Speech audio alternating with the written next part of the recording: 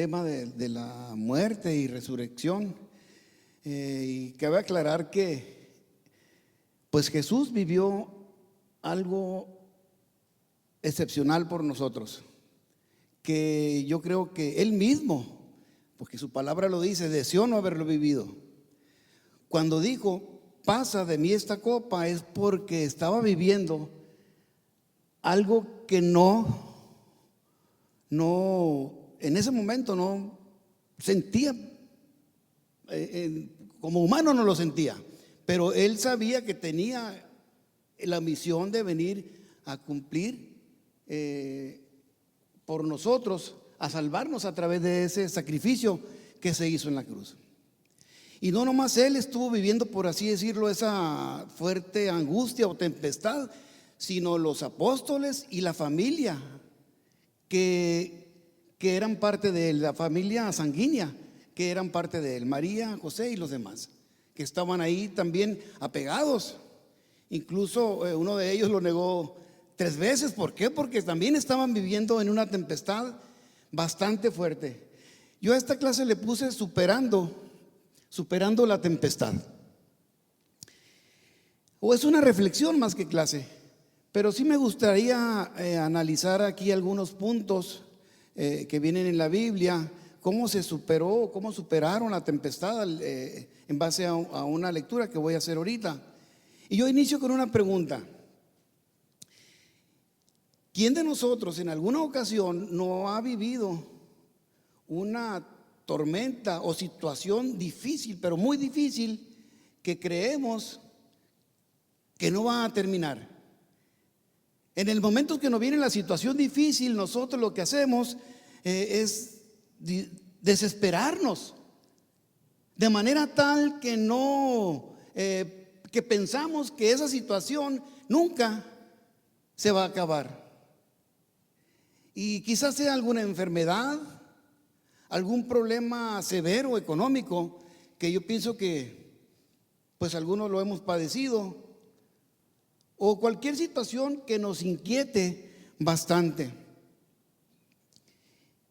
Entonces la respuesta a esto es que todos en su momento, la palabra de Dios nos dice que habremos de pasar situaciones difíciles, que habremos de confrontar situaciones que nos hagan vibrar, que nos hagan desesperarnos o nos hagan sentirnos mal.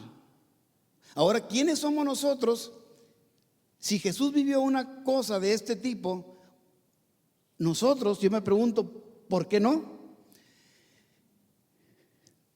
Bueno, y lo importante de esto pues es superar la tempestad aplicando principios bíblicos. Si nos vamos a 1 de Juan 16:23, voy a leer esta primera parte para ver que todos en su momento habremos de sufrir aflicción. Y dice así: estas cosas os he hablado, dice Jesús, para que en mí tengáis paz. Dice, en el mundo tendréis aflicción, pero confiad, porque yo he vencido al mundo. Ahorita lo cantaban, ¿no? Lo cantábamos. Porque Él ha vencido al mundo. Entonces, el punto número 1, una situación bien importante o punto importante, es entender que el Señor venció al mundo. Porque podemos estar en el cristianismo, tener mucho tiempo y no entender esa pequeña porción del vencimiento que hubo, el vencimiento que el Señor hizo hacia el mundo a través pues del sacrificio por todos nosotros. Esta reflexión la voy a basar estaré haciendo referencia en la lectura bíblica que se encuentra en Marcos 4:35. Cabe señalar que en los evangelios sinópticos, que son Mateo, Marcos, Lucas y Juan, se encuentra, bueno, esta porción también se encuentran en Mateo y en Lucas, pero voy a permitirme leer la porción que se encuentra en Marcos 4 del 35 al 41, porque sentí que es la que tiene un poco más de contenido y nos da más ilustración. Y me voy a permitir leer. Dice así: en aquel día, cuando llegó la noche, le dijo, pasemos al otro lado. Cabe señalar que en este momento ya Cristo ya había reunido a sus 12 apóstoles, ellos ya andaban predicando, ellos ya andaban Jesús andaba haciendo milagros, andaba haciendo todo lo que le correspondía hacer en la tierra. Y despidiendo a la multitud, le tomaron como estaba en la barca. Y había también con él otras barcas. Pero se levantó una gran tempestad de viento y echaba las olas de la barca de tal manera que se anegaba. ¿Qué quiere decir esto? Que se ponía hasta el tope, pues, de agua. Y él estaba en la popa durmiendo sobre un cabezal, y le despertaron y le dijeron: Maestro, ¿qué no tienes cuidado que perecemos? Y levantándose reprendió al viento y dijo al mar: Calla, enmudece. Y cesó el viento y se hizo una grande bonanza. Después de toda aquella situación difícil, el viento fuerte y todo lo demás, hubo una grande bonanza. Quiere decir que hubo una tranquilidad, que todos se quedaron sorprendidos por lo que estaba ocurriendo. Hay que recordar que nomás no iba la lancha de Jesús y los apóstoles, sino que había gentes que le iban siguiendo también en otras barcas. Y les dijo: ¿por qué estáis así amedrentados? ¿Qué no tienen fe? Entonces temieron con gran temor y se decían el uno al otro: ¿quién es este que aún el viento y el mar enmudece? Miren aquí, decía ahorita, Jesús andaba haciendo ya la obra. Él sabía perfectamente y bajo su control estaban todas las cosas. Pero los apóstoles, al parecer, no entendían todos los beneficios que pudieran el acarrear el andar con Jesús. Tuvieron miedo. Si se subieron al barco y era el Salvador y decían que era el Mesías y lo predicaban de esa manera, mas sin embargo ellos en ese momento difícil se acobardaron. Tuvieron miedo. Cabe señalar, si lo vemos en planta, lo que viene siendo el mar, este mar, dice, es una parte muy pequeña. La parte más larga de este mar tiene Tiberias, ¿no? El mar Tiberias. Tiene 21 kilómetros por 12 kilómetros en la parte más ancha, ¿no? De manera tal que no era un lago muy grande. Mas sin embargo sí se producen hasta la fecha grandes tempestades. Cabe mencionarlo. La profundidad de ahí varía, pero en las partes más comunes son de 25 metros, pero la parte más profunda de sí cuenta con 40 metros de profundidad. Entonces ciertamente que peligraban. Vamos a ver aquí, analizar algunos de los puntos que encuentro en este pasaje bíblico que nos van a servir pues para aprender de esta lección algo importante para nosotros. ¿Qué quiere decir la barca o qué nos enseña la barca conjuntamente con Jesús y sus discípulos? Dice la palabra de Dios que entraron junto con él a la barca los discípulos. ¿Y quiénes son esos? ¿Qué ejemplifica para nosotros? Somos todos aquellos cristianos que en su momento hemos tomado el reto de seguir a Jesús y entrar en esa barca de la vida con Él. Entonces, eso ejemplifica lo que viene siendo pues las personas que entraban a esa barca, que eran los apóstoles. Y estamos viviendo pues en la barca de la vida conjuntamente con Jesús. Yo me pregunto, o le pregunto a usted, en una barca en aquellos tiempos, bueno, había barcas que tenían un velo, pero esas veces no todo el tiempo funcionaba, porque ese velo, si el aire los llevaba, era propicio para que se fueran hacia donde estaba el aire, se iban, pero si no, se tenía que remar. En una barca pues se subían regularmente para remar. Nosotros que estamos aquí, yo quiero entender que todos vamos remando en esa barca. Cada quien, si nos decimos que que somos cristianos y hemos tomado el reto de seguir a Jesús y estamos en esta congregación apoyando la visión pues en este caso, de nuestros líderes o nuestros pastores, nosotros, si nos subimos a la barca, lo mínimo que tenemos que hacer, ¿qué es? Pues remarlo. ¿Por qué? Porque si no remamos, entonces no estamos siendo parejos con los demás. Y dejamos que uno reme y dejamos que el otro se vaya, que tiene un poquito de coyote o voy a tirar un poquito de barra. Al cabo es que todos están moviendo los brazos, no se va a notar. Y aquí pues ciertamente en esa barca es para eso. En una barca también, en aquellos tiempos no andaban ya de pesca, pero regularmente en una barca lo que hacían la usaban para trabajar o para pescar. Y ahí todos los marineros o todos los que se subían a esa embarcación colaboraban con algo. A lo mejor alguien aventaba la red, otros la jalaban, otros seleccionaban el marisco que había de quedarse dentro de la barca, etcétera, etcétera. Había trabajo que hacer. Yo me pregunto, o la pregunta es para mí o me la hago yo para mí mismo. ¿Qué estoy yo seleccionando? ¿O en qué estoy colaborando en esta barca que estamos todos, que ya nos hemos subido a ella? Donde el líder principal, en este caso de los apóstoles, era Jesús. Y en esta congregación también es Jesús o es Dios y nuestros pastores.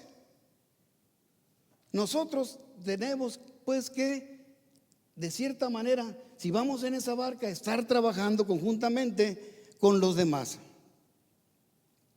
En una barca también no todo es trabajo, también ciertamente se disfruta. Hay que recordar que cuando los apóstoles pescaban, ellos se ponían contentos de que en ese momento hayan sacado alimento y podían tener de cierta manera un trabajo digno, pues trabajaban. En una barca también, otra cosa muy importante, hay acuerdos bien claros y definidos que conducen, ¿saben a qué conducen? A un mismo destino.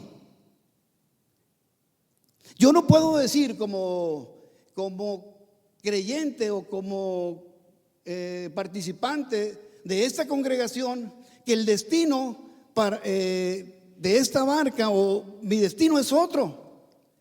Tenemos que pues trabajar con el mismo propósito y saber que tenemos el mismo destino, o eso quiero creer. Tanto los apóstoles como Jesús, que iban iban al frente, pero deberían pues de llegar a un mismo destino. En esta congregación nosotros supuestamente, yo quiero creer que todos entendemos que tenemos un mismo destino. Aunque unos estemos chaparritos, otros estemos grandotes, otros estemos flaquitos, todos tenemos, unos sean güeritos, otros pretitos, el mismo destino. Y aquí no hay distinción. Todos llevamos el mismo destino, como en una barca. ¿Estamos de acuerdo? Entonces, si estamos de acuerdo en esto, necesitamos que pues estar remando a la par que los demás, estar haciendo el trabajo duro que se hace, pero también disfrutar lo que se disfruta en una congregación. Nosotros tenemos celebraciones y muchas veces algunos dicen, ¿saben qué? A mí no me gusta celebrar. ¿Por qué no? Pues es parte de lo que hemos hecho durante ya casi más de 30 años. Celebrar es bueno. Hay algún cumpleaños y no, pues yo no voy a ir porque pues no me invitaron. No le hace, cuélate y ve y disfruta. No se te olvide llevar tu regalo nomás. Como decía mi amigo, a mí nadie me invitó, decía, pero tampoco, pues me dijeron que no viniera, así que sírvanme. Y así lo hacía. Bueno, ¿qué significado tienen los de los otros? Vamos al siguiente punto. El significado que tienen lo de las otras barcas. Yo decía ahorita que el lago o el mar, que le llaman aquí, que no era mar, era un lago de agua dulce, andaban varias barcas, pero 12 andaban con Jesús. Y había más gentes que le seguían. ¿Qué significa esto? ¿O a qué se refiere con estas gentes? Las otras barcas representaban, por principio de cuentas, le puse, gente que únicamente simpatizaba con Jesús, o gente que únicamente simpatiza con lo que se enseña. Pero estando en el mismo barco, estando en el mismo mar, no están apegados a Jesús. Y aquí empieza un poco más el asunto. Pues si se trata de dividir, que aquí en las congregaciones no se trata de dividir, pero sí pudiéramos encontrar en las congregaciones gente que únicamente simpatiza con la palabra de Dios, mas sin embargo, algo falta. Algo hay de discrepancia, que no estamos totalmente de acuerdo con lo que se enseña aquí, y más que lo que se enseña aquí, lo que dice la palabra de Dios. Y hay muchas cosas, aquí podemos profundizar bastante. Como cristianos decimos, ¿sabes qué? Pues a mí me podrán pedir diezmo y ofrenda, pero pues yo no estoy de acuerdo. Eso quedó para el Antiguo Testamento. O horarios, que se nos exigen horarios también. ¿Por qué? Porque se trata de disciplina y simplemente decimos, ¿sabes qué? Pues yo no estoy muy de acuerdo. Quiere decir que en esa barca yo no entro en la primera de los 12 apóstoles, ando muy pegaditos pegado a Jesús, pero en las otras embarcaciones. Espero que ninguno de nosotros estemos por aquellas embarcaciones. Otro significado más de las otras barcas era que les gustaba ver el espectáculo de los milagros que hacía Jesús. Había dado de comer a 4,000 personas. En otra ocasión dio de comer a 5,000. Resucitó a Lázaro. Veían cosas que impactaban. Y ellos andaban cerca de Jesús como espectadores. Les gustaba ver el espectáculo. Les gustaba ver cosas que Jesús hacía, pero la convicción de un Dios verdadero no lo tenían. En algunas congregaciones, yo sé que aquí no, hay gente también de este tipo.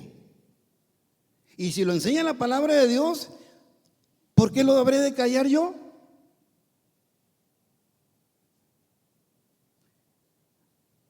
Yo estaba leyendo, me puse, cuando me dijeron, ¿sabes qué? Ya te toca, me puse a buscar en la Biblia. Y leí este pasaje y dije, ¿sabes qué? Este ya está muy trillado. Ya lo han enseñado mucho, ya se ha hecho mucho comentario de él. Y me vino una vocecita que me dijo, ¿sabes qué, Gastón? Pues si ya está muy trillado, arráncalo, quítalo y ya nunca lo vuelvas a enseñar. Si ya está muy trillado, quítalo. Y no lo menciones. A mí me cayó el 20. Hubo una gran tempestad, dice la Biblia, donde los apóstoles estaban totalmente amedrentados por la situación que estaban viviendo. No estaban viviendo una cosa fácil. ¿Cómo lo habré de arrancar yo o minimizarlo? Es palabra de Dios. Aunque sea trillado el asunto, sigue siendo palabra de Dios. Otro punto más, unos andaban con Jesús por la conveniencia de recibir algo de Jesús. Lo veía ahorita. Algunos pues recibían alimento, otros recibían sanidad de sus cuerpos, otros más eran liberados también de demonios y cosas parecidas.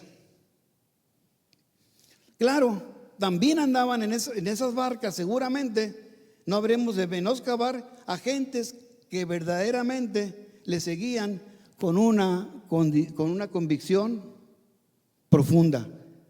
Decir, ¿sabes qué? A él lo sigo porque ¿cómo me voy a meter? En la barca de ellos no cabían. No sé el número de las barcas de aquellos tiempos, no creo que hayan cabido muchos. Si se usaban para pescar, a lo mejor eran unas 12 personas, 16, si más en muchas, a lo mejor 4. En el caso de los apóstoles iban, quiero creer que si iban todos y andaban los 12 más Jesús, eran 13 en una barca. Y aún así se las vieron difíciles. Vamos a ver algo bien interesante aquí. Pese a que todos aquellos, lo de las otras barcas, no estaban totalmente adentrados al cristianismo, recibieron la bendición de que se calmara el mar. Esto se me hace muy interesante. Es preferible que la gente que no tiene verdadera convicción, no lo rechacemos. Nosotros, como si tenemos el Espíritu de Dios, si tenemos el amor de Dios, debemos de dárselo, no nomás a los somos muy elitistas. Yo digo, ¿sabes qué? Yo a mi amigo lo vengo y lo abrazo porque yo sé que está en el cristianismo, que ya tiene mucho tiempo, que él predica, que él enseña, que aquella clases, que mi amigo. Y el que ni conoces, ¿qué? A lo mejor ese está en las otras barcas y quiere, de cierta manera, hay una oportunidad para nosotros de que se pueda adentrar a la barca de Jesús.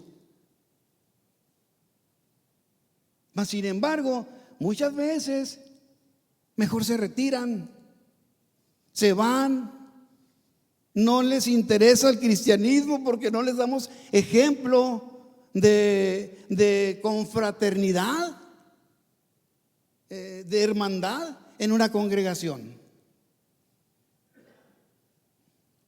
Yo prefiero 1000 veces salud. Yo de por sí, la verdad, no soy de los que voy y saludo y abrazo. La verdad, no soy de eso. Yo quiero ser sincero.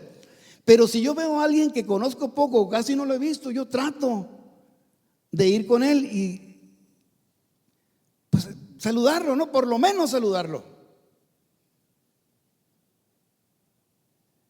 Los demás, como quiera que sea, ya nos conocemos.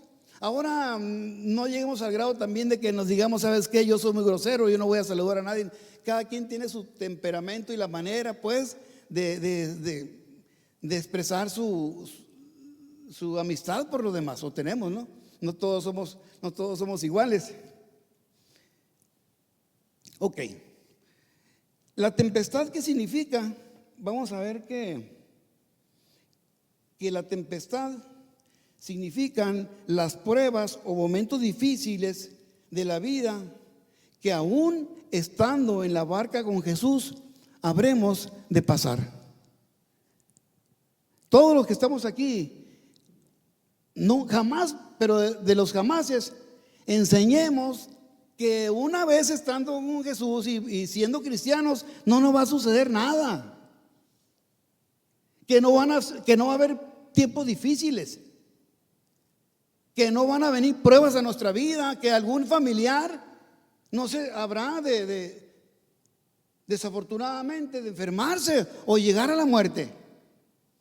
Todos somos humanos y todos vamos a vivir eventos difíciles en nuestra vida, y no por eso Jesús no va a estar con nosotros, o no por eso nosotros vamos a dejar de ser cristianos. Es que hay muchos que yo he visto, personas que dicen, vente al cristianismo, aquí vas a estar resguardado de situaciones difíciles. Y eso es mentira. Situaciones difíciles se nos van a presentar y se nos presentan. Que hay un Dios muy grande, que vamos conjuntamente con Él en la barca para que nos minimice la situación. Esa es otra cosa. Como le pasó a estos, que dijo el Señor, cálmese mar. Y se calmó. Estamos de acuerdo en que vamos a tener momentos difíciles, pero pues los sabremos de librar.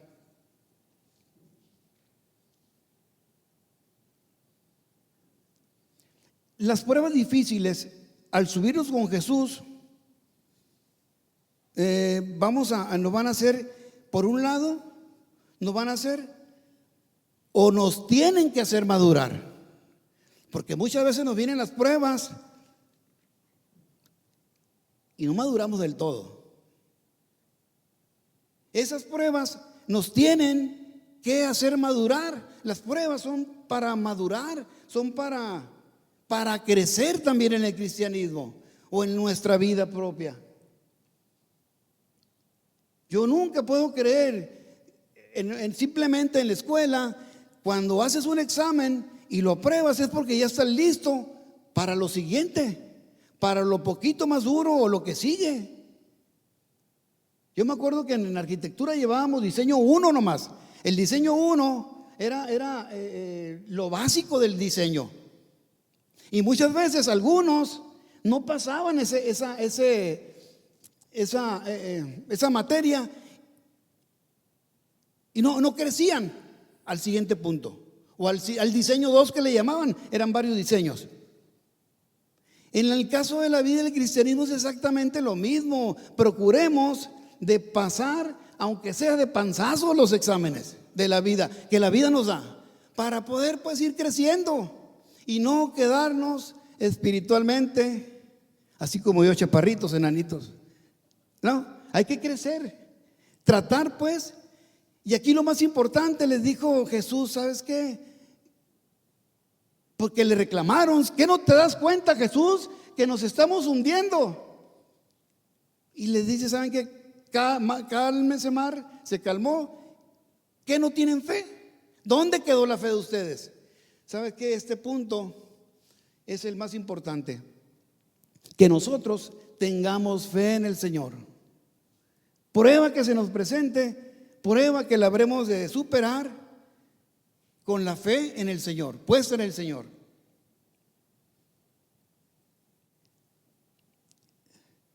El significado de tempestad lo vamos a ver de la manera no metafóricamente, sino el significado meteorológico de tempestad. Dice que ese fenómeno meteorológico producido por desequilibrios térmicos en la atmósfera, que progresivamente se manifiestan con vientos, grandes nubes y culmina con violentas precipitaciones acompañadas de aparatos eléctricos como rayos, truenos y relámpagos. Esta es una situación física, meteorológica, pero para entenderlo en el sentido espiritual, pues nos vamos a lo que es el tormento o lo que viene siendo la tempestad que vive la gente. Y es algo tan real como si estuvieran viviéndolo como rayos, o a veces hasta peor. Entonces,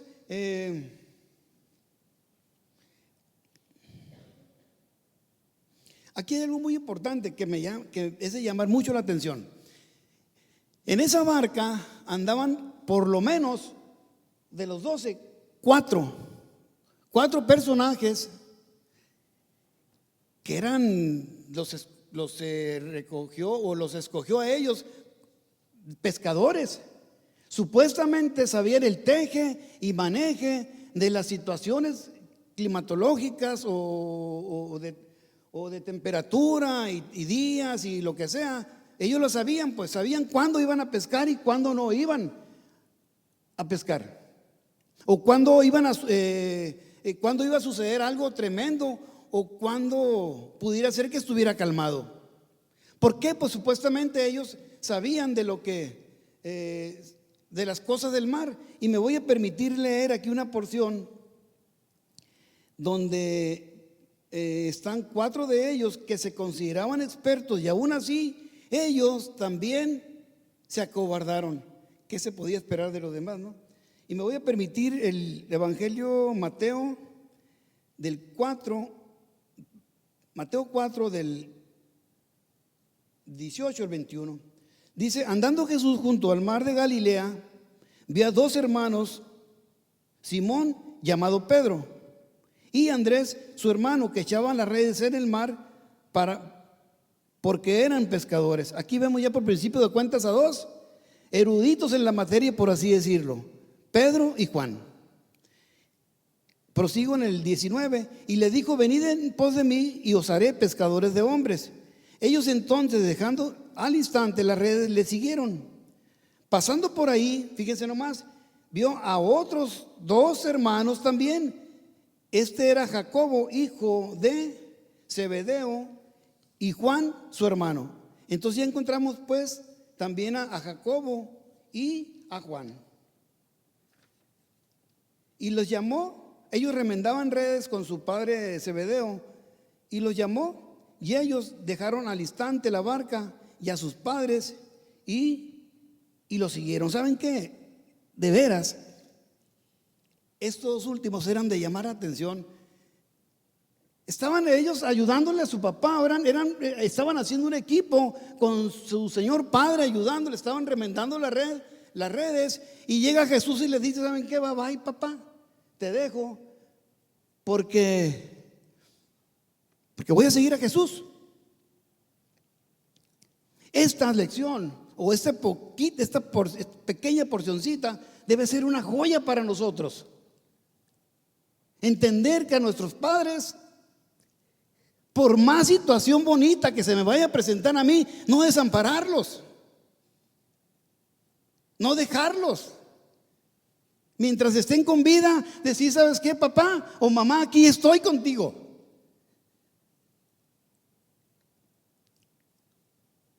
No dice que lo abandonaron. Cabe aclaramos que no dice que lo abandonaron, pero sí se fueron porque sabían seguramente que desde allá iban a poder hacer más por él.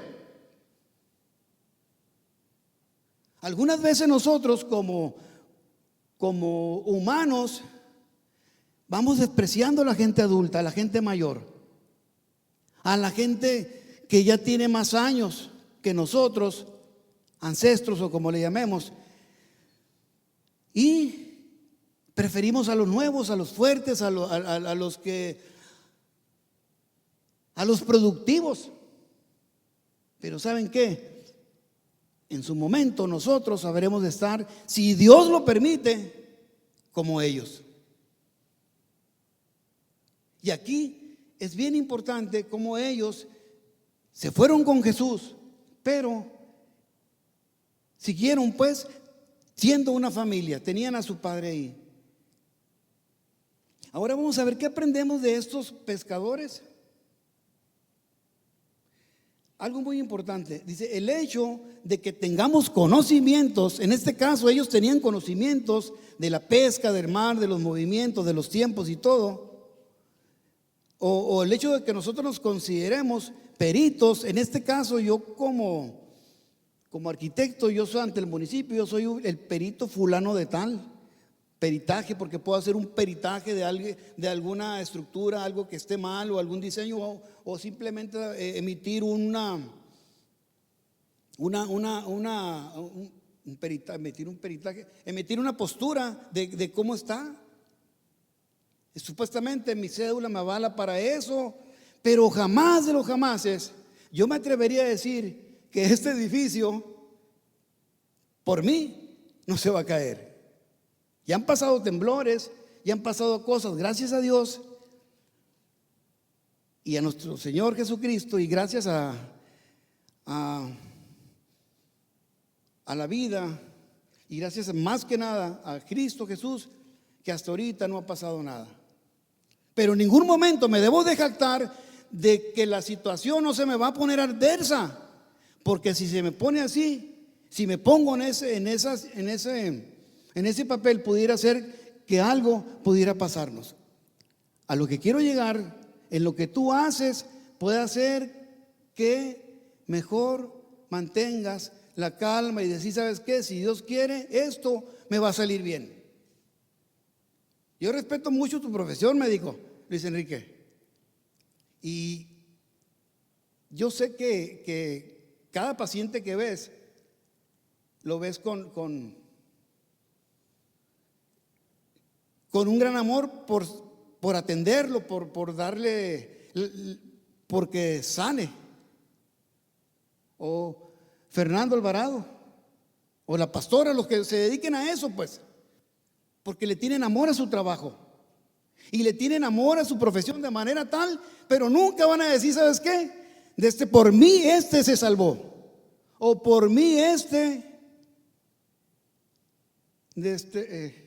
está aquí. Todo se lo debemos al Señor. No vaya a ser lo que le sucedió a los.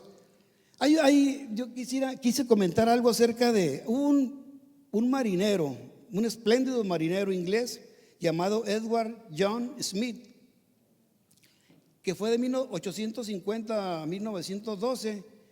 Él tenía 62 años y fue llamado para que condujera por primera y última vez el Titanic, ¿se acuerdan? Era una embarcación que medía 260 metros de largo, medía 50 y tantos metros de altura y 20 metros o 22 metros de ancho.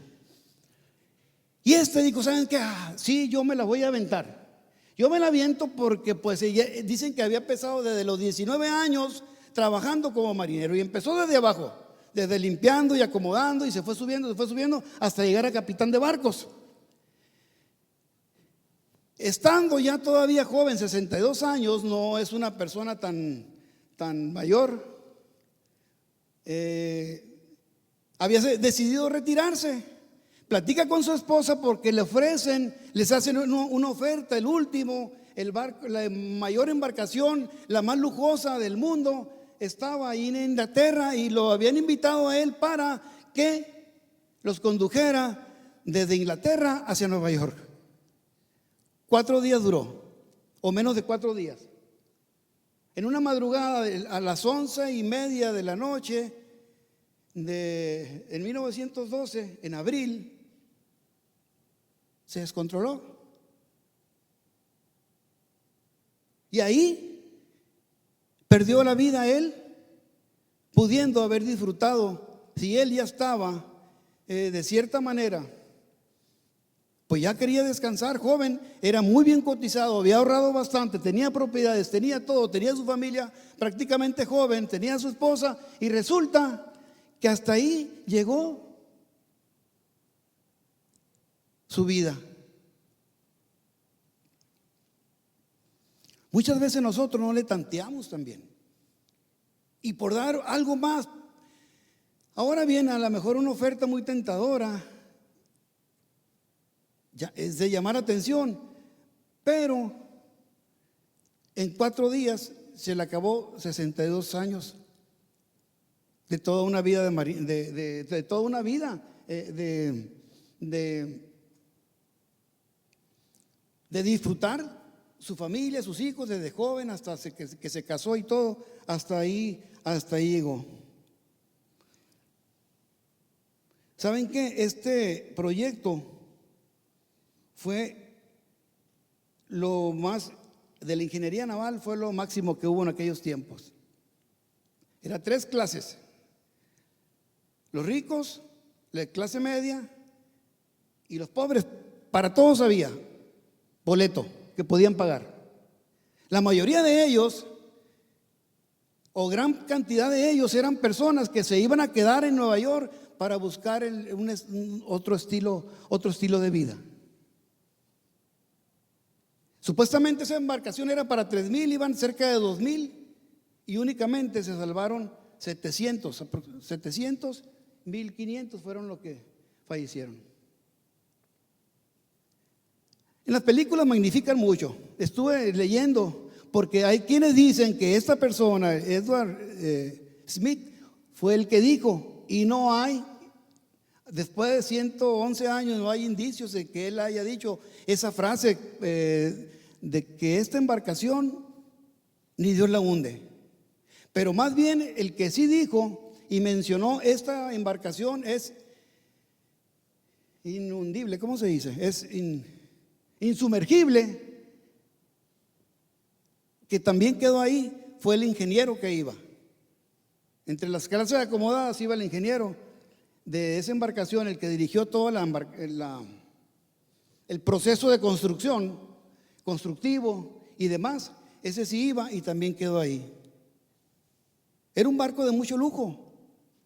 Tenía bares, el restaurante, piscinas, para la gente que pudiera pagarlo, lo podía pagar. La gente que pudiera menos, también había tiendas, de todo había.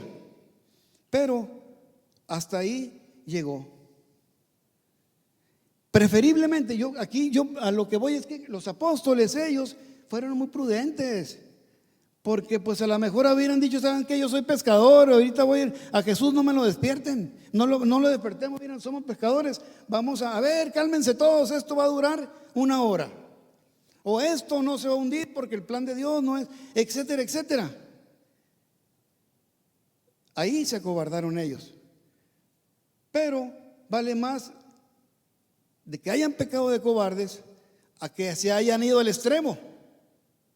Porque únicamente con Jesús se pudo esa barca o calmar la tempestad. Además que sabíamos perfectamente que no era el plan de Dios que Él muriera ahí, ¿verdad? Entonces yo me pregunto también ellos, ¿qué esperaba Jesús de ellos? Pues esperaba que, pues por lo menos, pues hubieran puesto a orar, ¿verdad?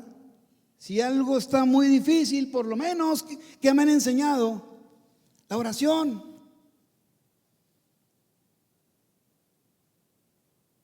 Pero dice que hubo fobia y pánico general. Vamos a ver aquí algunos. El significado de bonanza es algo muy sencillo. Es un tiempo, dice aquí, en las embarcaciones, es un tiempo de mucha calma. Cuando el mar está totalmente calmado, es un tiempo de bonanza. Calmadito, donde todo es prosperidad, por así decirlo, en lo que vienen siendo situaciones climatológicas.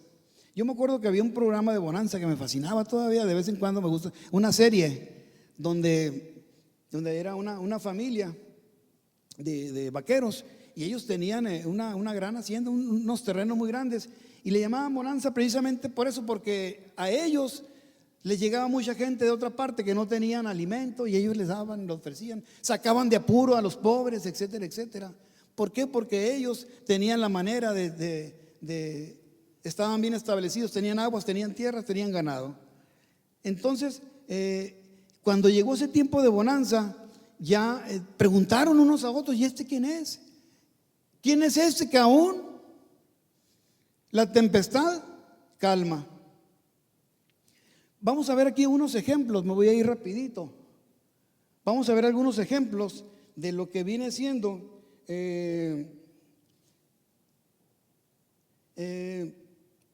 personas que superaron la tempestad y cómo lo hicieron, y algunas que definitivamente no la superaron.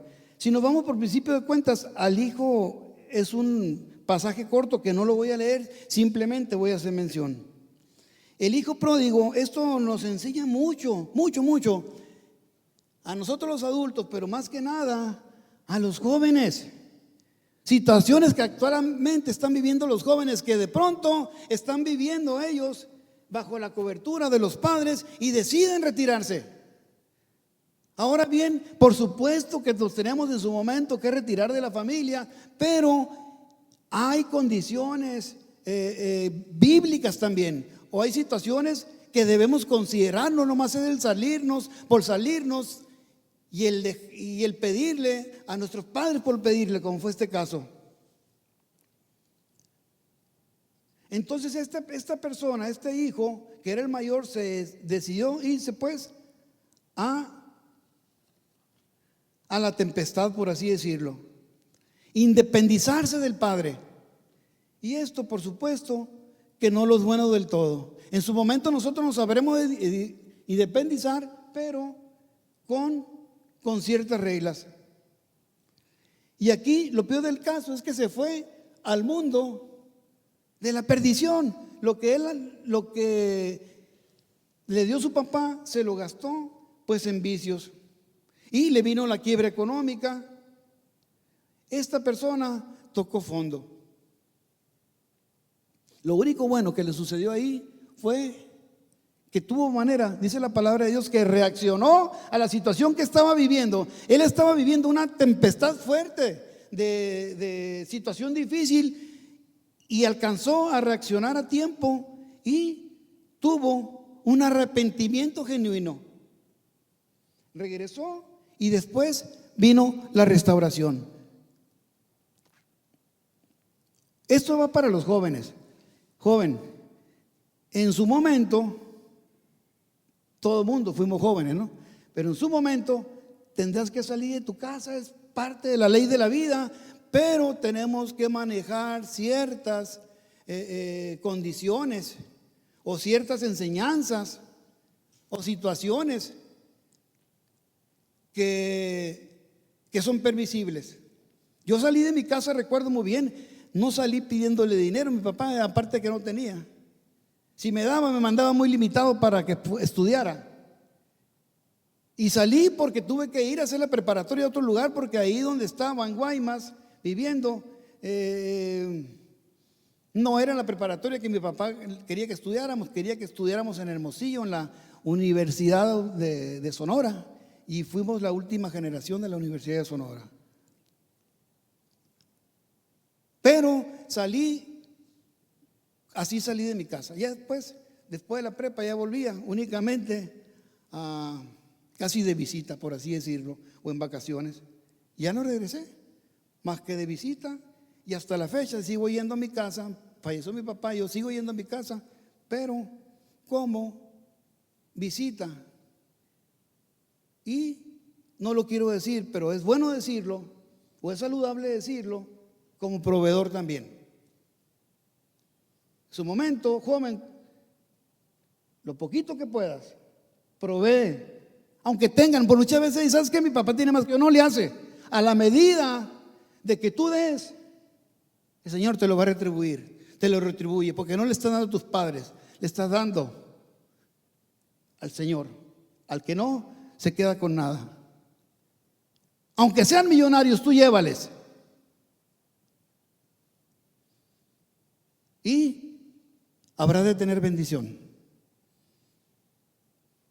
Otro personaje más que vivió una gran tempestad, él conjuntamente con sus familias, fue Lázaro. Lázaro se enfermó de gravedad. Le mandaron llamar a Jesús y en vez de ir para aquel lugar se fue a otra parte. Se perdió la esperanza de que se quedara con vida. Y hubo lo que no deseaban, un duelo inconsolable, porque se murió Lázaro.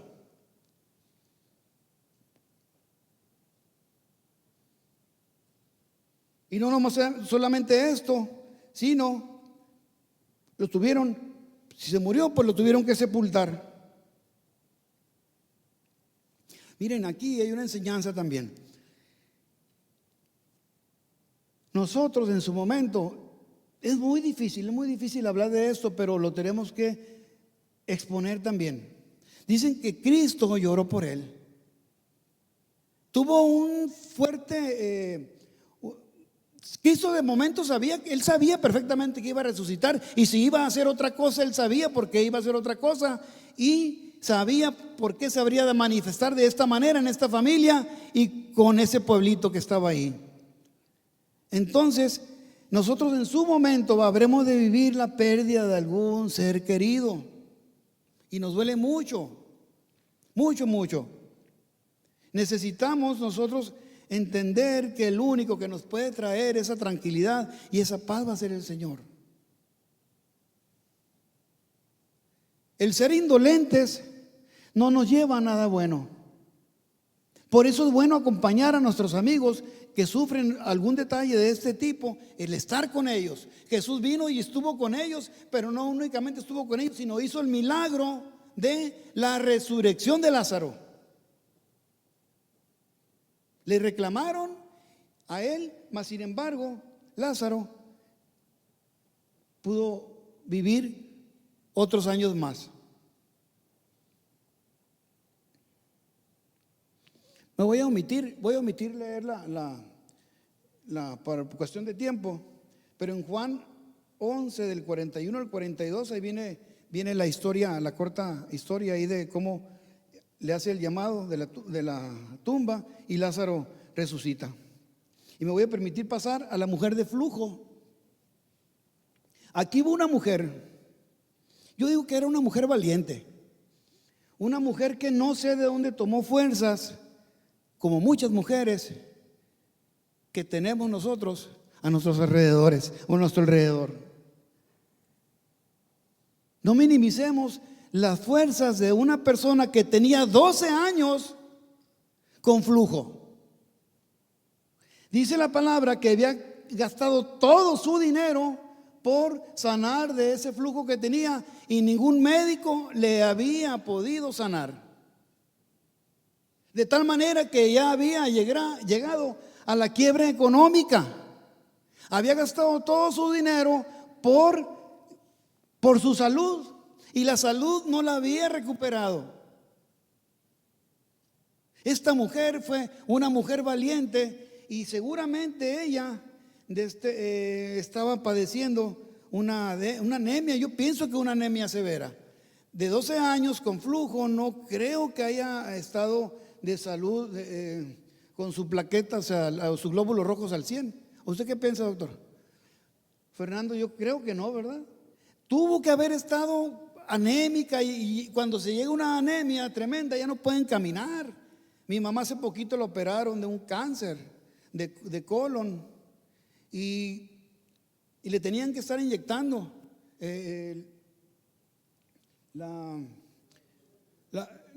infusiones de hierro, de hierro, bastante hierro para que pudieran operarla.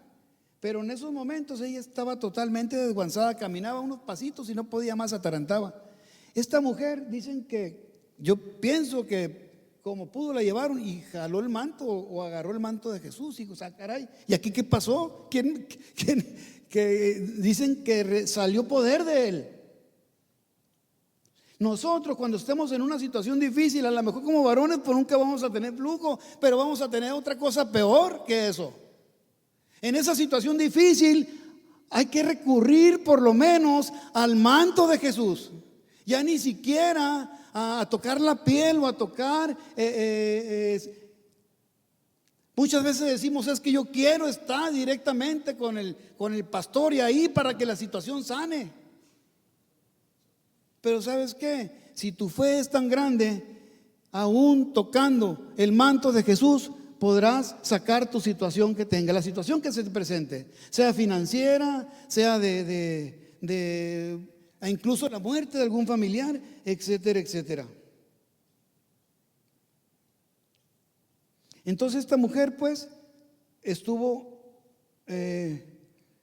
una fe tan grande que su fe la salvó. Me voy a permitir leer Lucas 8:43. Dice, pero una mujer que padecía de flujo de sangre desde hacía 12 años, que había gastado en médicos todo cuanto tenía y por ninguno había podido ser curada, se le acercó por detrás y tocó el borde del manto, ni siquiera tocó el puro bordecito del manto, en cuanto apenas alcanzó, imagino que entre la bola, y al instante se detuvo el flujo de sangre. ¿Saben qué? Con el puro borde de su manto, esta mujer recibió sanidad. Hay otro personaje más llamado Judas. Sabemos la historia, sabemos que se salió de la cobertura de Jesús, vivió una gran tempestad y aunque se arrepintió, su arrepentimiento no fue genuino. Esto es lo que más nos debe de quedar en esta porción de Judas. Su arrepentimiento no fue genuino, aunque no lo entendamos o no lo podamos creer. Hay arrepentimientos que decimos nosotros que ya nos arrepentimos, pero resulta que no está siendo genuino, y si no es genuino, no habrá de dar resultados. Por último, en estos últimos domingos de Semana Santa, donde decía ahorita se festeja la resurrección de Jesús, también llamado Domingo de Gloria, considero que son tiempos verdaderamente de reflexión. Habrá tempestades fuertes en la vida que lleguen y te amedrenten y no los externes, y estás viviendo una situación muy difícil y a nadie se la quieres contar por pena, quizá, porque es algo que no es muy, que no abiertamente lo puedes hablar. Si tú o usted está viviendo algo así, vaya con alguien de su confianza y expóngale el problema. O vayan con los pastores y expóngale su problema antes de ir con un psiquiatra o un psicólogo, expóngale su problema. Muchas veces esto es situación espiritual. Si tú estás en el cristianismo y lo estás viviendo y lo están confrontando así, el problema ya no es tanto de psicología o psiquiatría o de medicamentos. Primero que nada hay que recurrir a nuestro Dios. Y Él nos va a dar la sanidad, lo que ocupamos. Este pueblo fue liberado de Egipto con mano poderosa. ¿Y sabes qué? Esa tormenta, y vivieron muchas tormentas por allá, desde hambres, trabajos pesados, situaciones económicas difíciles. Los sacó de ahí para que vivieran en una tierra mejor. Y el Señor nos ha traído hasta estos momentos aquí para que estemos mejor. El Salmo 42 dice: me hizo sacar del pozo de la desesperación, del lodo cenagoso, puso mis pies sobre peña y enderezó mis pasos. Yo digo ahorita, si tienes una situación difícil y te es muy, porque no todas las situaciones se dicen abiertas, ¿sabes qué? Hay que yo tengo fulana situación, no se puede algunas veces. Yo te voy a pedir que inclines tu rostro y pueden pasar los músicos y